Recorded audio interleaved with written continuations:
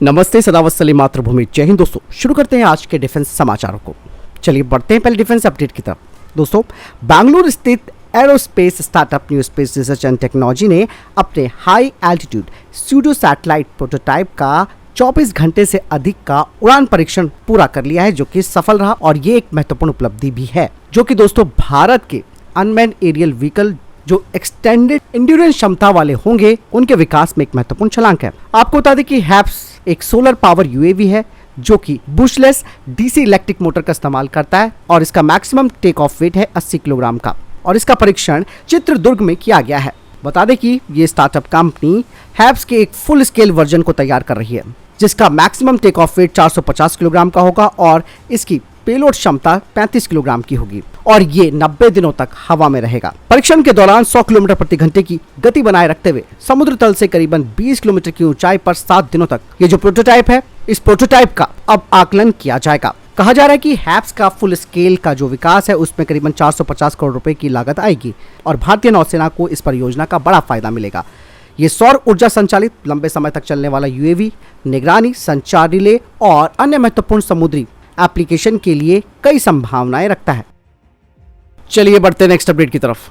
दोस्तों भारत ने अंडमान और निकोबार द्वीप समूह पर मिसाइल फायरिंग के लिए एक नोटम वार्निंग जारी की है, जिसका जो डेजिग्नेटेड एरिया है वो 380 किलोमीटर तक फैला है और ये 29 से 30 मार्च 2024 के लिए निर्धारित किया गया है। ऐसे में जो एक्सपर्ट्स हैं, उनका कहना है कि भारत की ब्रह्मोस सुपरसोनिक क्रूज मिसाइल का परीक्षण यहाँ पर किया जा सकता है, जिसे अंडमान और निकोबार द्वीप समूह में तैनात किया गया है। ब्रह्मोस मिसाइलें जो कि अपनी गति और सटीकता के लिए जानी जाती है, उनकी तैनात की संघर्ष की स्थिति में हिंद महासागर क्षेत्र में चीनी घुसपैठ के खिलाफ एक महत्वपूर्ण निवारक के रूप में कार्य करती हैं।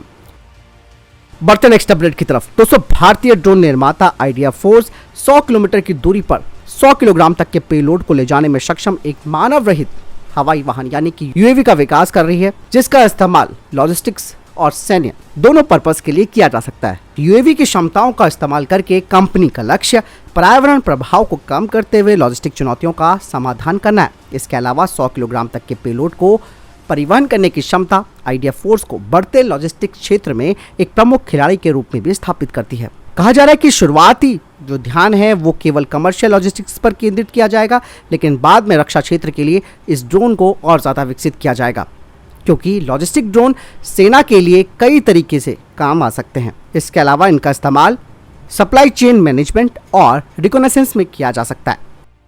चलिए बढ़ते नेक्स्ट अपडेट की तरफ। दोस्तों डीआरडीओ की Armament Research and Development Establishment एक advance towed artillery gun system के लाइट यानी कि हल्के संस्करण पर काम कर रही है। इस नई 155 mm बटे 52 कैलिबर हॉविट्जर तोप का लक्ष्य सेना के टेंडर में जो निर्धारित 15 टन की जो वेट लिमिट है, उसका पालन करते हुए नेक्स्ट जनरेशन की टोड गन सिस्टम को तैयार करना है और भारतीय सेना की आवश्यकताओं को पूरा करना है। आपको मैं बता दूं कि भारतीय सेना का जो टेंडर है, उसके तहत जो नेक्स्ट जनरेशन की टोड आर्टिलरी गन सिस्टम होने चाहिए, उनका वजन 15 टन से कम होना चाहिए। ऐसे में एआरडी लगातार काम कर रही है। आपको मैं बता दूं कि ETAGS ने युद्ध के मैदान में अपनी इफेक्टिवनेस को भी प्रदर्शित किया है। हालांकि इसका वजन 18 टन के आसपास है, जो कि मोबिलिटी और तैनाती के लिए एक चुनौती बन जाता है। इसीलिए सेना को हल्के संस्करण की आवश्यकता है। नेक्स्ट जनरेशन की टोड गन सिस्टम की 400 यूनिटों के लिए भारतीय सेना का ये जो शुरुआती ऑर्डर है, वो फिलहाल तो उभरती हुई चुनौतियों का सामना करने के लिए है और भारतीय सेना ऑलरेडी ETAGS की 307 यूनिटें खरीदने की योजना भी बना चुकी है। लेकिन लॉन्ग टर्म में अगर देखा जाए तो टोड गन सिस्टम का करीबन 1200 यूनिटों तक का ऑर्डर दिया जा सकता है। आपको मैं बता दूं कि इस टेंडर में अडानी एल्बिट की एटमोस हॉविट्जर गन भी शामिल है। अब यहाँ पर देखते हैं कि ETAGS का जो नया संस्करण है वो कैसे कॉम्पीट कर सकता है, ये तो तय समय बताएगा। चलिए बढ़ते नेक्स्ट अपडेट की तरफ। दोस्तों भारत का स्वदेशी रूप से तैयार किया गया anti tank missile carrier Namica mark 2 की कुछ तस्वीरें सामने आई थी, जो कि अपने पहले वाले संस्करण की तुलना में काफी एडवांस है। इसमें सबसे महत्वपूर्ण जो अंतर है पहले वाले संस्करण की तुलना में, वो है आर्मामेंट का।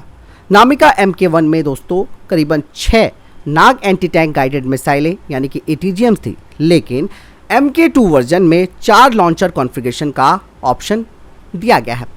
हालांकि इस कमी की भरपाई 30 mm की तोप पूरा करती है, जो कि नामिका मार्क 2 को हल्के बख्तरबंद वाहनों और दुश्मनों की जो किलेबंदी के खिलाफ एक मजबूत जवाबी उपाय प्रदान करती है। आर्मामेंट में ये बदलाव नामिका की भूमिका में एक बड़ा बदलाव दिखाता है। नामिका मार्क II अपनी शक्तिशाली टैंक विरोधी क्षमताओं को बरकरार रखता है और आपको मैं बता दूं कि नामिका MK1 के समान नामिका MK2 संस्करण भी BMP-2 इन्फेंट्री फाइटिंग व्हीकल में पाए जाने वाले जो पैसेंजर कंपार्टमेंट्स हैं उनको छोड़ देता है। इनकी जगह रीलोड ATGM को संग्रहित करने के लिए किया जाता है, जिससे कि नामिका मार्क II एंटी टैंक मिसाइलों को तेजी से लॉन्च कर सकता है। और नामिका मार्क II दोस्तों भारत की भविष्य की बख्तरबंद तैनाती में महत्वपूर्ण भूमिका निभाने के लिए तैयार है। बढ़ते हैं नेक्स्ट अपडेट की तरफ। भारतीय सेना और DRDO एक नई लंबी दूरी के रॉकेट विकसित करने के लिए फास्ट ट्रैक मिशन पर काम कर रहे हैं, जो कि 120 किलोमीटर और 300 किलोमीटर की रेंज वाले रॉकेट्स हैं और 2025 में इनका डेवलपमेंटल ट्रायल्स किया जाएगा। आपको मैं बता दूं कि भारतीय सेना ने अलग अलग प्रकार के रॉकेटों को दागने में सक्षम मल्टी कैलिबर लॉन्चर का अनुरोध DRDO से किया है और अगर ये लॉन्चर तैयार हो जाता है तो ये भारतीय सेना को फ्लेक्सिबिलिटी प्रदान करेगा, जिससे कि 120 मिलीमीटर से लेकर 300 मिलीमीटर क्षमता वाले रॉकेटों की तैनाती की जा सकेगी। कुछ रिपोर्ट सामने आई है जिनसे पता चलता है कि 120 किलोमीटर रॉकेट 300 mm कैलिबर का उपयोग करेगा, जबकि 300 किलोमीटर वाला संस्करण 370 mm यानी कि मिलीमीटर कैलिबर का इस्तेमाल करेगा, जो कि इन रॉकेटों की अधिक रेंज और पेलोड क्षमता को समायोजित करने के लिए इन बड़े कैलिबरों को चुना गया है। अभी तो यह परियोजना शुरुआती चरण में है, डिजाइन और विकास अभी जारी है, लेकिन अगले कुछ साल काफी महत्वपूर्ण होने वाले हैं। DRDO इन योजनाओं के लिए एक मजबूत प्रोटोटाइप तैयार करेगा और इसका विकासात्मक परीक्षण करेगा। और ये सारी तैयारियां दोस्तों भारत चाइना को देखकर कर रहा है, क्योंकि चाइना ने जबरदस्त तरीके से प्रेशर बना दिया है। एक तरफ से वो हमें समुद्र के रास्ते घेरने की कोशिश कर रहा है, तो दूसरा उसने LAC पर अभी भी तनाव बरकरार रखा हुआ है। बढ़ते नेक्स्ट अपडेट की तरफ। दोस्तों आखिरकार भारत ने भी चाइना के जासूसी जहाज का जवाब देते हुए अपने रिसर्च वेसल को भी तैनात कर दिया है। आपको बता दें कि भारत ने अपने रिसर्च वेसल RV समुद्र रत्नाकर को भारत के पूर्वी तट पर स्थित 2 चीनी जासूसी जहाजों के बीच में तैनात किया है। RV समुद्र रत्नाकर भारत का state of the art oceanographic research vessel है, जिसे कि Geological Survey of India operate करती है। दक्षिण कोरिया की हुंडई हैवी इंडस्ट्रीज के द्वारा निर्मित 103 मीटर लंबा जहाज काफी बड़े मिशनों के लिए लैस है, जो कि 45 दिनों तक लगातार सेलिंग कर सकता है और 25 जियो साइंटिस्ट 73 पर्सनल्स को अपने साथ कैरी कर सकता है। हालांकि तैनात किस लिए किया गया इसकी जानकारी नहीं है, लेकिन संभावना पूरी है कि भारत ने चीनी सर्वेक्षण जहाज की डेटा कलेक्शन एक्टिविटीज को बाधित करने के लिए RV समुद्र रत्नाकर को तैनात कर दिया है। और चाइना का जासूसी जहाज आप सब जानते हैं कि इसका इस्तेमाल बैलिस्टिक मिसाइलों को ट्रैक करने और उनको सपोर्ट करने के लिए किया जाता है, जिससे कि भारत की चिंताएं बढ़ गई हैं। RV समुद्र रत्नाकर की तैनाती भारत और चीन के बीच चल रहे तनाव की ओर इशारा करती है, खास करके हिंद महासागर क्षेत्र में। अगर बात की जाए कि RV समुद्र रत्नाकर में जो वैज्ञानिक उपकरण लगे हैं, तो इनकी एक प्रभावशाली श्रृंखला है, जिसमें कि पोजिशनिंग सिस्टम यानी कि DGPS dynamic positioning, sonar system, multi beam sub bottom profiler, seismic equipments, multi channel seismic system, magnetometers और gravimeters, remotely operated vehicles, coring और sampling devices, marine data management system इस पर लगाया गया है। और इसके साथ साथ दोस्तों भारत ने पश्चिमी हिंद महासागर क्षेत्र में अपनी 8 पनडुब्बियों को तैनात कर दिया है। बढ़ते नेक्स्ट अपडेट की तरफ दोस्तों। दक्षिण कोरिया का KF-21 जो कि एक एडवांस सुपरसोनिक फाइटर जेट है, अब दक्षिण कोरिया की वायुसेना पुराने F-4 और F-5 जेट से इसे बदलने के लिए तैयार है। और कहा जा रहा है कि दक्षिण कोरिया चौथा देश बन जाएगा अपने खुद के 5वीं पीढ़ी के विमानों को ऑपरेट करने में।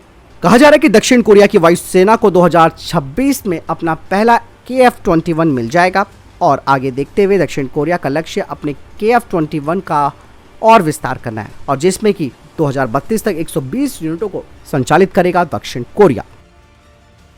बढ़ते नेक्स्ट अपडेट की तरफ दोस्तों चाइना अरुणाचल प्रदेश को लेकर बार बार भारत को धमकियां दे रहा है, और ये कहीं ना कहीं दोस्तों भारत के लिए एक बड़ी टेंशन भी देने वाली बात हो गई है। चाइना अरुणाचल प्रदेश को पूरी तरीके से अपना जंगनान क्षेत्र कह रहा है। पहले बीच में भी कई खबरें इसको लेकर आई थी, लेकिन अब फिर से चाइना ने इसको लेकर भारत को गीदड़ भभकी दी है। चाइना ने साफ तौर पर कह दिया है कि जंगनान पर उसका प्रशासनिक अधिकार रहा है और इसे नकारा नहीं जा सकता। भारत ने इस क्षेत्र पर अवैध कब्जा कर रखा है। इस बात को खुद चीन के विदेश मंत्रालय के प्रवक्ता ने बताया और भारत ने हमेशा से अरुणाचल प्रदेश को अपना अहम और अटूट हिस्सा माना है। दरअसल पहले चीन की बात सुनते हैं। चाइना की तरफ से कहा गया है कि 1987 में भारत ने चीनी क्षेत्रों पर कब्जा किया और अरुणाचल प्रदेश को तैयार किया और ये पूरा क्षेत्र अवैध रूप से भारत के द्वारा कब्जाया हुआ है और हम कभी भी अरुणाचल प्रदेश को मान्यता नहीं देंगे। और ऐसे में भारत को तिब्बत को लेकर भी अब बड़ी बात बोलनी पड़ेगी और वन चाइना पॉलिसी को तो पहले कंप्लीटली नकारना होगा। कहीं ना कहीं अभी भी देखा जाता है कि इस पॉलिसी को मानने वाले देशों में भारत का नाम भी आता है, लेकिन अगर हम इस बात को दृढ़तापूर्वक कहते हैं, सबके सामने कहते हैं कि तिब्बत भी हमारा हिस्सा रहा है और तिब्बत एक स्वतंत्र राष्ट्र भी रहा है, लेकिन यहाँ पर कब्जाने वाली जो बात आती है वो आदत चाइना की है और अभी भी उसने LAC पर जो काम कर रखा है उसे देखते हुए चाइना की जो मंशा है वो बिल्कुल क्लियर हो जाती है कि वो अरुणाचल प्रदेश को भी इसी तरीके से कब्जाना चाहता है। लेकिन वहाँ पर हमारी सेना बहुत मजबूती से खड़ी है। लेकिन चाइना क्या कर रहा है आप ये देखिए, चाइना ने भारत को एक तरफ समुद्र के रास्ते घेरना शुरू कर दिया है तो दूसरी तरफ उसने हमारे पड़ोसी देशों पर अपना प्रभुत्व बनाना शुरू कर दिया है, तो तीसरी तरफ उसने LAC पर अपना पूरा लाव लश्कर खड़ा कर रखा है, यानी कि चारों तरफ से भारत को घेरा गया है।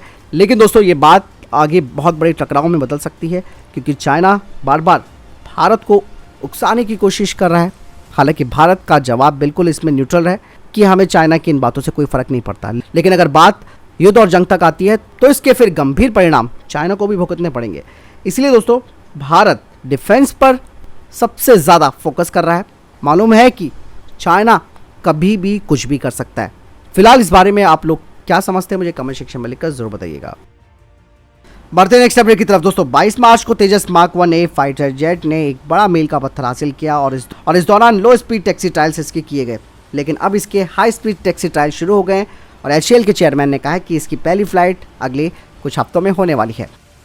चलिए बढ़ते नेक्स्ट अपडेट की तरफ दोस्तों, बिजनेस लाइन की एक रिपोर्ट सामने आई है जिसमें कहा जा रहा है कि भारत ने मैन्युफैक्चरिंग लाइसेंस एग्रीमेंट अमेरिका को भेजा है, जिसे कि पिछले महीने भेजा गया और इसके तहत F414 इंजनों का प्रोडक्शन HAL के द्वारा वो भी फुल ट्रांसफर ऑफ टेक्नोलॉजी के साथ किया जाएगा, जिसे कि HAL को देगी। और कहा जा रहा है कि एक बार ये जो मैन्युफैक्चरिंग लाइसेंस एग्रीमेंट है उसे एक्सेप्ट कर लिया जाता है तो अमेरिका के साथ फिर कमर्शियल नेगोशिएशन की बात होगी और उसके बाद इन इंजनों का प्रोडक्शन शुरू होगा। भारत को करीबन 1000 F414 इंजनों की ज़रूरत है जो कि तेजस मार्क 2, AMC और TED-BF में इस्तेमाल किए जाएंगे और HAL ये जो फिक्स नंबर है इनसे भी आगे जा सकता है, जिसके लिए HAL पर इंजन पर रॉयल्टी भी देगा। बढ़ते नेक्स्ट अपडेट की तरफ दोस्तों, इंडियन नेवी की कलवरी क्लास की जो सबमरीन है उसने निकोबार द्वीप समूह में भारत के सबसे दक्षिणी कैंप बे बंदरगाह की पहली यात्रा की है। ये कदम भारतीय नौसेना की पहुंच को बढ़ाता है। नौसेना के अधिकारियों की तरफ से कहा गया है कि जमीन से दूर ये जो रणनीतिक बंदरगाह है वहां पर इस क्लास की पनडुब्बी की ये पहली यात्रा है जो कि भारतीय नौसेना की पहुंच को काफी आगे तक ले जाती है। तो फिलहाल ये थे अभी तक के टॉप डिफेंस अपडेट्स। वीडियो के संबंध में कोई प्रश्न जवाब या आपका कोई सवाल है कमेंट सेक्शन में लिखकर जरूर बताइएगा और वीडियो को लाइक और शेयर जरूर कीजिएगा और चैनल को सब्सक्राइब भी जरूर कीजिएगा। जय हिंद, वंदे मातरम।